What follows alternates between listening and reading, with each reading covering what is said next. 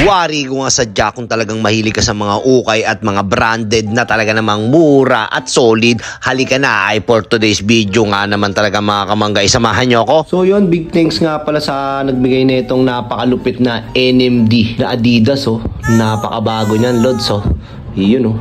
Maraming salamat sa iyo, kumpare. Yun oh, kumpare ko yun dahil ano ng anak ko yun. Si RA Architecture, Reyes Architecture mga kamangga. Maraming salamat sa pagbigay mong napakagandang NMD brother. Yun oh, size 12 to at saktong-sakto sa akin. Yan oh. Kaya tara, puntahan na natin yun. Let's go!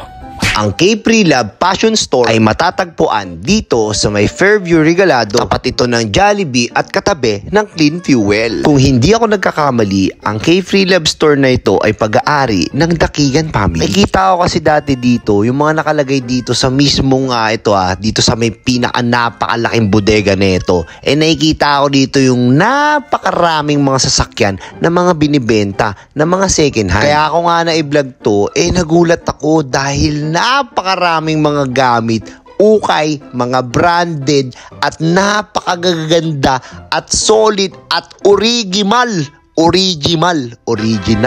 na mga gamit dito. Alam mo naman, ang asawa ko talaga naman kahit anong ukay yan, bibili niyan. Yung mga gamit nga ng mga anak ko at mga gamit ko, halos lahat ukay na Pati yung mga gamit namin dito sa bahay, ukay.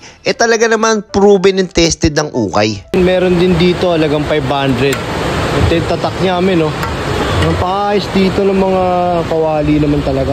Kung mahilig ka nga naman talaga sa mga ganito lang, yun, may nagkakahalaga rin to ng Osbel Germany. Nagkakahalaga rin to ng 300.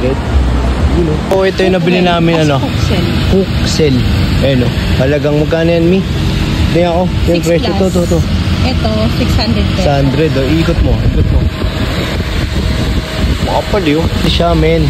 Sabili namin 600. Nung sinerch namin, ayan siya oh. Huxel. $119. So pumapatak to ng mga 6-7 kung di ako nagkakamali. Ayun oh, kapal oh, Huxel. Ayun oh, Huxel.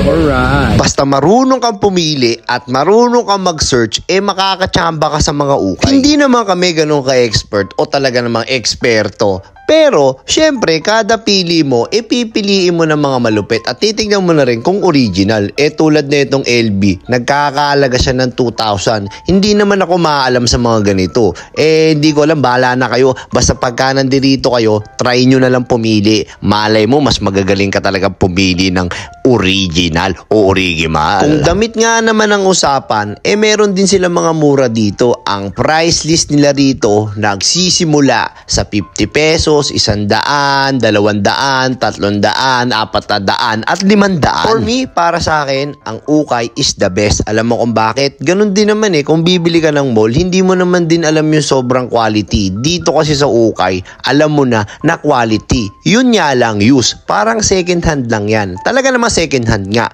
Kaya talagang pipili ka. Bahala ka na lang kung talagang magaling ka pumili. Kasi dito sa ukay, mura na at solid pa. Kasi kami, yung mga gamit talaga namin dito sa bahay, like yung mga damit ng anak ko, like ng damit ko, or yung mga ibang sapatos ko, talaga namang ukay lang yan. Pili-pili lang yan, Lods. Alright, let's go! Thanks for watching mga kamangga. Nasayang ko na naman ang 4 na minuto na oras mo.